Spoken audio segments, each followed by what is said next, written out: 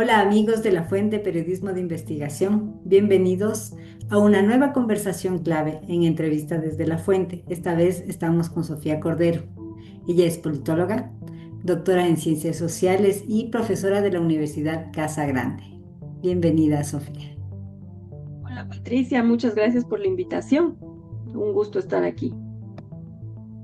Bueno, hoy ha sido un día convulso.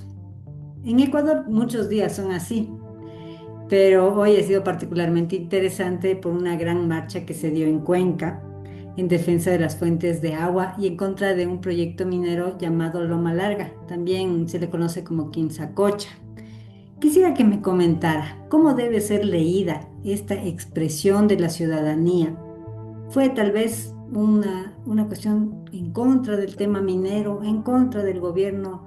Justo ahora es el tema del diésel, entonces, ¿cómo lo entendemos hoy esta expresión de la gente?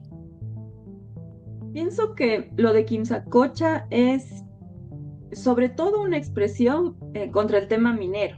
Y sobre todo nace como defensa de los páramos y nace como esa lucha que tiene más de 30 años em, alrededor de los páramos de Quimsacocha, de la comunidad de Escaleras, en el cantón de Girón, que tiene mucha responsabilidad y protagonismo y que le ha dedicado su vida, por ejemplo, Yacu Pérez, no solo él, pero él es la cara visible, ¿no? Eh, Hay muchas comunidades detrás, abogados, gente que apoya, incluso tiene repercusión o tiene, suena internacionalmente. Y esto viene ahora, decanta, digamos que llega a un límite en donde ya todas las instancias, o si no todas, muchas instancias se han agotado, se han hecho tres consultas populares, la primera en 2011 me parece, la segunda en 2019 y en 2021, en 2019 en Girón, en 2021 en Cuenca. Todas se han expresado en contra de la minería, han ganado. Y también hay una sentencia de la Corte Provincial de la SUAY y otra de la Corte Constitucional que pone que la de la Corte Provincial frenó la explotación el inicio ¿no? de esa explotación y le puso condiciones al gobierno, al Estado, para que sea posible seguir con esos trabajos, unas condiciones realmente imposibles de cumplir porque serían presentar informes, por ejemplo, sobre el valor científico de Quimsacocha, sobre comprobar, ¿no? Científicamente si eso perjudicaría, si la explotación perjudicaría a las fuentes de agua. Y claro que perjudica, ¿no? Entonces, básicamente ese fue el final, pero sin embargo, la concesión ya estaba hecha y sin embargo, en este gobierno, el Ministerio del Ambiente otorga la licencia ambiental. Entonces, ese breve resumen para saber y darnos cuenta y no atribuirle otros valores políticos o otros ánimos a esto que no son los de la defensa del agua. Ahora, obviamente que es político. ¿Por qué? Porque hay un gobierno que emite una licencia y que se menciona, se pronuncia al respecto. Y yo creo que el clic del rechazo y cuando se enciende el ánimo de la gente es cuando la ministra Inés Manzano se va y cuestiona al informe que emitió Etapa, la empresa municipal que maneja el agua potable en Cuenca. Es un informe muy, muy detallado y catastrófico, ¿no? Muy real y catastrófico sobre lo que podría pasar si se explota Quimsacocha. Y ella dice que ese informe es mentira y de alguna manera ya abre fuegos, ¿no? Empieza porque la actitud no es conciliadora, no es de decir, bueno, veamos si es que hay otros informes, es decir, ese informe es mentira y aquí hay intereses políticos. Entonces yo creo que ahí se politiza más y se enciende. Y Ujú. para rematar, me parece que si faltaba una chispa en el asunto, cuando el presidente va el viernes pasado a Cuenca y dice que en caso de que no se explote y de que la licencia ambiental se tire abajo, entonces es responsabilidad del municipio y la prefectura. Lo que no es así, porque las competencias de los gobiernos locales, de los GATS, no son sobre minería. Esto es una competencia del gobierno central y sin duda que si viene una demanda internacional nos afecta a todos como país, ¿no es cierto? Acabamos de perder una con Chevron, y si perdemos otra, el que tiene que enfrentar es el gobierno central.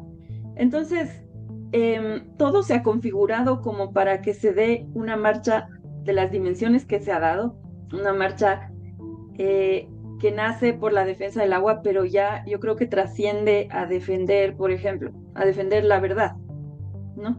A defender posturas políticas que no tienen sustento o que no respetan, que de alguna manera se burlan de la gente. Porque no actuar con la verdad es una afrenta, es una burla, ¿no? Entonces yo creo que sí, la ciudad de Cuenca, la gente de Cuenca y de la provincia sintió eso, ¿no? Es contra eso. Ellos han dicho que es por la democracia, ¿no? Y que también se volvió una reivindicación regional, eso también lo han dicho, porque ese centralismo desde Quito, ¿no? Desde Quito se decide todo. En este caso también Guayaquil viene a ser como un epicentro porque es un gobierno de gente de Guayaquil, en su mayoría, ¿no? Entonces sí es una reivindicación regional y si bien no es contra el gobierno, sí tiene una aguda crítica y un cuestionamiento muy profundo al gobierno. Yo creo que en amplios sentidos, o sea, todo esto que acabo de exponer ya parte una actitud, una forma de ejercer el poder. También digo, todo se ha configurado así de manera tan precisa y tan exacta que nos permite comparar, por ejemplo, las marchas oficiales organizadas por el gobierno con una marcha espontánea o quizá Ujú. no espontánea, porque es una marcha preparada, no es que sale hoy, ¿no? Pero una marcha autónoma, una marcha que se puede decir de los ciudadanos, ¿no? Y ahí pudimos ver, yo creo que tenemos como pedagogía política, tenemos que valorar esto muchísimo, porque no tenemos que remitirnos al pasado, sino que estamos viendo lo que es una marcha de verdad en el sentido de que la gente va y se siente comprometida con una causa y defiende una causa Claro, o versus sea, el manejo. hemos visto cómo Cuenca siempre ha estado en favor del agua, ¿no? Y que cuida sus ríos y que es una ciudad muy, muy limpia, muy bonita, entonces es como que sale del corazón. Obviamente esta marcha no hay más intereses, pero justo le quería yo preguntar, entonces no es legal que se explote o que se haga un proyecto minero ahí porque ya ha habido pronunciamiento de la gente. No sé cuál es el recoveco que encontró el gobierno para hacer esto o qué es lo que está pasando. Tal vez esto que usted me decía, que ya estaba dada la concesión desde antes. Es muy extraño porque realmente, y es extraño que también cómo lo narra el gobierno y el mismo presidente que va a Cuenca y en una entrevista dice que ellos están cumpliendo la sentencia de la Corte. Y la sentencia de la Corte justamente es la que no están cumpliendo, ¿no? Y si la han cumplido es a medias y de manera, y esto no lo digo yo, lo dice Jaco Pérez y incluso el alcalde de Cuenca, ¿no es cierto? Y el prefecto de Cuenca, dicen se ha cumplido a medias y de manera, qué sé yo, incompleta, ¿no? Ujú. Entonces, yo no sé si es desinformación, si es mala intención, pero justamente no se está cumpliendo la sentencia de la Corte. Entonces, yo creo que esa es la clave y una gran arma, ¿no es cierto? Y que le da la confianza a Cuenca para pronunciarse como se pronuncia, porque eh, no es que la gente se pronuncia y se pronuncia por algo ilegal, que también sería legítimo, porque muchas veces lo legal se va en contra de lo legítimo y en contra de lo humano, ¿no? Pero en este caso no es así, en este caso es algo legal. Lo que la gente está pidiendo es que se cumpla justamente la sentencia. Entonces, sí es confuso que con esa claridad y convencimiento el gobierno diga lo contrario, ¿no? Diga que está cumpliendo la sentencia cuando no está cumpliendo. Entonces, pero esa es una gran arma, como digo, para seguir con el proceso, porque más allá de este pronunciamiento contundente, que yo sí creo que es un hito, ¿no? En la historia de la movilización del Ecuador, eh, más allá de eso, sí hay un proceso legal que tiene que seguir su curso y creo que ahí no hay manera de escapar, ¿no? Para el gobierno. Es una pena que se haya concesionado porque los que tenemos que pagar somos nosotros, es decir, los arbitrajes internacionales en los que perdemos hacen que esos dineros otra vez se vayan a pagar cuestiones que no van para el bienestar de la gente. Ya. Pero es así. Ahora, la otra cosa que también a mí me preocupa un poco es el tema ambiente versus lo económico. Porque, Mm, claro, lo que se dice, y yo soy una defensora del agua, de la naturaleza, pero también se dice que la minería sí puede ser como responsable, que sí lo podrían hacer con cuidado, y ujú. que si no se lo hace, en cambio, no hay los recursos para hacer otras cosas que también serían importantes.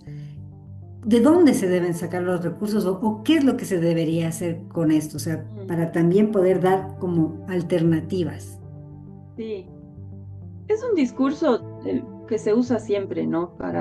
Que se usa con el petróleo, que se usa con todo lo que tiene que ver con extractivismo y que hasta cierto punto puede haber razón, ¿no? En términos de que sería racional y sería obvio que los países aprovechen sus recursos de la mejor manera, pero aquí hay un asunto. Es posible hacer minería a gran escala sin contaminar? No es posible, ¿no es cierto? Lo que es posible quizá, ¿no? Y los estudios y las experiencias lo ratifican, es hacer minería a gran escala y contaminar sectores, zonas, ¿no es cierto?, que no están pobladas, que, que igual es cuestionable, ¿no es cierto? Ahí ya depende, digamos, Claro. ¿qué defiendes? ¿La explotación de los recursos o el medio ambiente?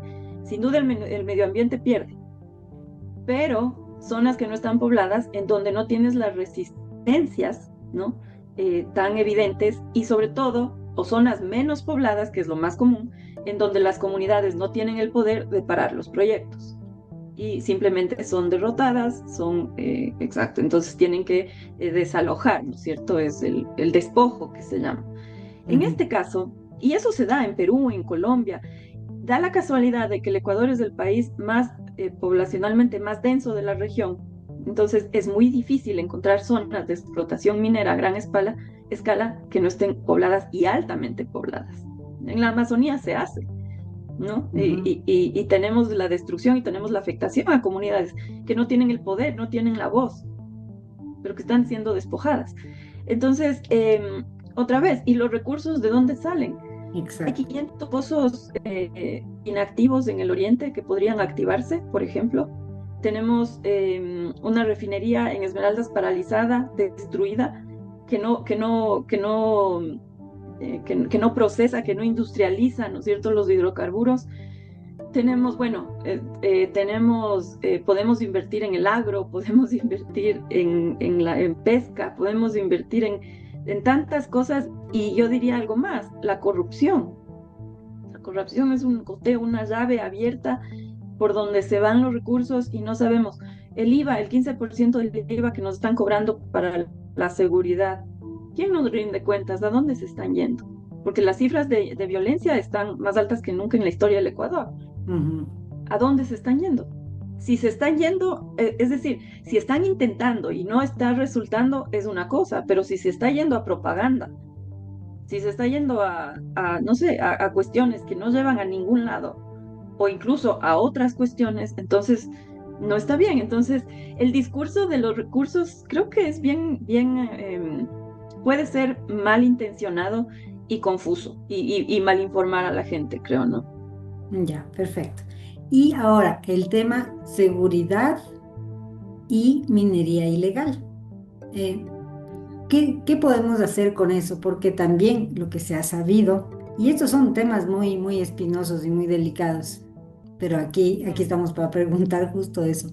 Lo que se ha visto muchas veces es que en sitios en donde no hay la minería responsable, digamos, eh, luego se meten las otras empresas, las que sí son de criminales y que están y que podrían, pues, ahí buscar el recurso en cambio para sus actividades criminales. claro, pero yo creo que ahí es una trampa también y es como desentenderse, ¿no? Eh, que el gobierno de un país, ¿no? Te diga que si no explotan con minería ilegal, entra la minería ilegal, parece que es la disposición del gobierno, ¿no? De que si no le dejan explotar Quimsacocha con la minera Dandy, entonces va a dejar que Entonces, entre la minería ilegal, parece le un dejas, chantaje, claro. más que, ¿no? Entonces, el gobierno debería ser el que garantiza que no entra la minería ilegal y a partir de ahí, ¿no es cierto? Vemos qué podemos hacer con esos territorios, Perfecto. pero que el gobierno te exponga la disyuntiva, ¿no es cierto? Como poder, ¿no? Y el chantaje de que si no explotamos de esta manera, entonces que entren los lobos a explotar. No, señores. ¿No se supone que ustedes nos están cobrando el 15% del IVA para luchar contra los lobos? Ujú. Una de las líneas de negocio de los lobos, de los choneros, es la minería ilegal. Entonces peleen contra eso, ¿no? Perfecto. Inviertan nuestros recursos, nuestros impuestos. Ujú. Entonces, me parece que es una trampa, como digo, también con un alto nivel de perversidad, ¿no? Perfecto. Y entonces, ¿qué debería hacer el gobierno ahora frente a semejante manifestación de las personas? ¿Qué le toca? ¿Cuál sería como lo más recomendable en este tema político que le tocaría al gobierno? Yo creo que este es el primer fracaso para el gobierno. Es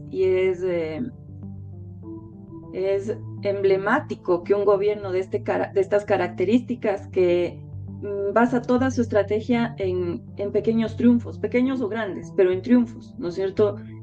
Siempre dominar en la narrativa, siempre dar golpes de efecto comunicativos. Es un presidente de mensajes, ¿no? Mensajes cortos. Entonces da unas entrevistas muy cortitas en donde esas frases quedan, ¿no? Yo digo, el post-debate, la post-marcha, la post-entrevista, ¿no? Es un gobierno de imágenes y siempre hasta ahora ha triunfado. Si es que vemos, bueno, hay que relativizar, pero por ejemplo, el tema del diésel, ¿no? El tema del diésel es fácil, yo creo, para el gobierno salir triunfante de alguna manera si es que consideramos que triunfar es aplacar, ¿no es cierto?, los focos de protesta y los reclamos mediante estas compensaciones, ¿no es cierto?, y otras cosas que se estarán ofreciendo. Entonces, en ese sentido, yo creo que el gobierno la tenía de alguna manera fácil o sabía que podía controlar, ¿no? En ese sentido, yo creo que es un poco un show esto de irse a la Tacunga, a trincherar ahí, como si un levantamiento indígena se preparara en 2 horas después de emitido el decreto y además atribuyéndole al movimiento indígena un levantamiento que no ha propuesto, que no, Ujú. es decir, entonces, bueno, pero esto para decir que se anota ese tipo de triunfos. Ya pasó con la subida de la gasolina hace algunos meses. Entonces, por ahí, ¿qué otro? En el tema de la narrativa de lo legal y las reformas, ¿no es cierto? También con estas marchas, por más que de alguna manera sea un poco necia la narrativa, porque son marchas falsas, porque son marchas preparadas, son marchas, como digo, para producir una serie de sketch y de productos audiovisuales, ¿no? Que después quedan rodando. El gobierno es decir, se autoproclama ganador. Con el tema de la Corte me parece que no le fue tan bien porque sus leyes están paralizadas, la consulta está paralizada, las nuevas preguntas de la consulta son peores que las primeras. Entonces creo que ahí está también patojeando. Pero este sí es un fracaso contundente. ¿Y por qué es un fracaso? Porque todo lo que hemos dicho, ¿no es cierto? Parece que expone al gobierno como realmente es, ¿no es cierto? De alguna manera lo desnuda más allá de su narrativa y pone una realidad, una colectividad, una sociedad que sí puede hablar por sí misma y que le está diciendo Quimsacocha no va y el gobierno no puede explotar Quimsacocha, simplemente no puede, no puede por todas estas razones. Y por más que le quiera echar la culpa a la prefectura, a la alcaldía, simplemente no podrá explotar. Veamos cómo lo hace, es decir, cuándo va a revertir la licencia ambiental, que es lo que le toca hacer. Y Ujú. cuál será la narrativa y todo el empaque que le den para, de alguna manera, que entre en sus lógicas estas de siempre salir ganadores, ¿no? Seguro le dan un empaque que se sale un poco de la realidad simple y precisa, ¿no? Ya, pero bueno, también la alcaldía y la prefectura toman para sí esto como un triunfo. ¿Y será? Sin duda, esto va a ser aprovechado por los políticos, ¿no es cierto? La bancada del correísmo ahora es la bancada más ambientalista que puede haber en la historia del Ecuador. La asambleísta Mónica Palacios hace unos videos, Luisa González saca un video que en la campaña filmó en Quimsacocha con botas de caucho. O sea, eso no se hace esperar y no tenemos que sorprendernos con la sagacidad Ujú. y maldad con que actúan estas corrientes políticas. Pero más allá de eso, creo que es demasiado contundente, o sea, demasiado claro que es algo de la gente, ¿no? Perfecto. Y muy difícil que alguien pueda alzarse con este mensaje. La gente no lo va a permitir y no se va a dar porque los liderazgos también se construyen y ahora lamentablemente no tenemos un liderazgo político que nos saque de esta disyuntiva del correísmo-novoísmo, ¿no? Y digo lamentablemente porque es necesario. De hecho, sería eh, buenísimo que de esta efervescencia y de esta coyuntura puedan salir propuestas, puedan salir voces que nos den una salida, ¿no? Perfecto. Bueno, ha sido súper, súper interesante este tema de Quimsacocha. Me parece que también ha sido muy ilustrativo. Pero hoy, como decíamos, también hubo otro tema que nos puso los pelos de punta. Y ese fue el anuncio del presidente Petro de que dará la nacionalidad a Jorge Glass.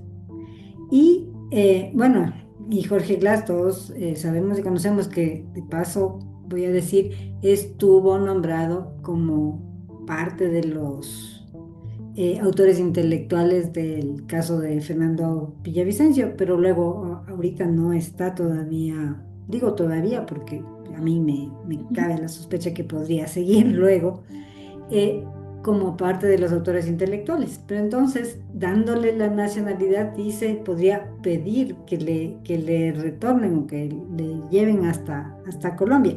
¿Es esto posible? ¿Hace sentido? No sé. Es curioso, bueno, no, curioso no es porque Petro hace este tipo de cosas irracionales, absurdas, ¿no? Pero ¿es posible otorgarle la nacionalidad a un ciudadano de otro país? Es posible, ¿no? De hecho, a Julián Assange, el Ecuador le otorgó la nacionalidad ecuatoriana. Claro, pero que esté así detenido, acusado de... Claro, eso es otra cosa. Yo no sé si haya, no soy especialista, no sé si haya bloqueos o candados legales en el caso de gente sentenciada y presa, ¿no? No sé. El tema es que el pedido de que se le envíe, porque tampoco es devolución, porque Jorge Glass nunca ha estado en Colombia, porque México tiene la figura esta de la devolución porque estaba en la embajada, ¿no?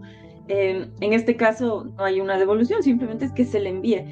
Eso es, eso es totalmente jalado de los pelos, no tiene ninguna asidero legal en el derecho internacional, en nuestras constituciones. Es decir, es más una anécdota más, creo, del presidente de Colombia que suma tantas anécdotas, como digo, curiosas, ¿no? Que no es para festejarle, porque realmente se está llevando un país en hombros, ¿no? Sería un país que tiene una riqueza y una capacidad también de salir adelante a pesar de la guerra, con todos los peros que podamos verle, pero creo que del que podemos aprender de alguna manera a seguir en otros espacios, superarnos económicamente, tener una mejor educación, un mejor sistema de salud, a pesar de una realidad tan dolorosa como la guerra con el Ujú, narcotráfico, porque Colombia lo ujú. ha hecho. No, no digo que sea un país desarrollado y que su gente no tenga necesidades, pero sus universidades, por ejemplo, son un ejemplo comparado con las nuestras, la universidad pública, ¿no? Entonces, lo que digo es un disparate lo que dice el señor Petro, pero creo que lo importante es lo que está detrás. Es una red delincuencial, ¿no? De unas fuerzas políticas que en el caso de Colombia están al mando, en el caso de Venezuela están al mando, en el caso de Nicaragua, y que en el Ecuador están pujando por volver y que están ocupando la segunda bueno, no la mayoría, es la segunda bancada, es la segunda fuerza política en el Ecuador y quién sabe si en las seccionales, no sé, tengan un peso, ¿no? Entonces, creo que eso es lo importante, ver cómo esa red se sigue alimentando, pero creo que estos traspiés también van minando, ¿no?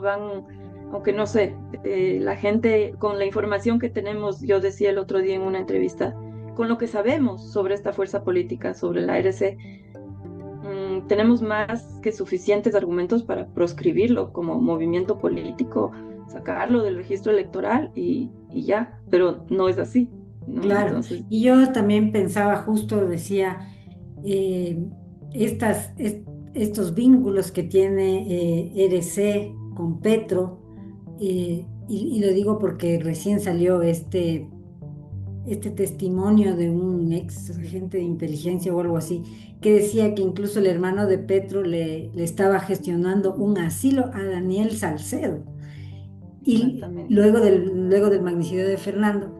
Y ahora ellos están tratando de a toda costa, no sé, liberar a su amigo.